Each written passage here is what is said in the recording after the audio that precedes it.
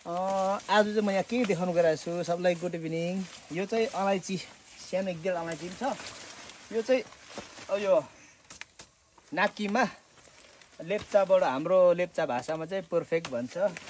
यसको फल्ने टाइम चाहिँ अब हुँदो रहेछ। यसको 1-2वटा यो छिप्पेको यो चाहिँ काटौँ भनेर नि। यो चाहिँ एकदमै राम्रो तितो, यो चाहिँ अब दबाई जस्तै पनि हो तर बेसी चाहिँ खानु हुँदैन यो तितो पनि। अनि इङ्ग्लिसबाट चाहिँ यसलाई चाहिँ मलाई चाहिँ राम्रो प्रोनाउन्सिएसन गर्नु पनि आएन कि तपाईँहरूको भाषामा चाहिँ के भन्छ हो। दामी सुध्रेको छ है यो चाहिँ हेर्नुहोस् है यहाँ राम्रो छ यो। अब यो म सफा गर्छु हो। यसको फल्ने टाइम हुँदैछ। अब यहाँ हेर्नुहोस् यसको चाहिँ अब यो झ्याङ चाहिँ छुट्याउनु पाएको चाहिँ दामी हुन्थ्यो होला कि तपाईँको। अब यो चाहिँ स्याहार्ने बेला भइरहेको रहेछ।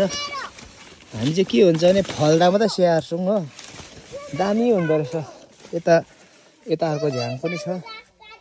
सानो सानो फ्यामिलीलाई त दुई झ्याङले काफी रहेछ। यहाँ टमाटरहरू पनि लट्टरम्मै फलिरहेको छ। मेरो क्यामेराम्यान चाहिँ यहाँ कराएकै छ। के भयो अरे दुईजना? Hello hello guys.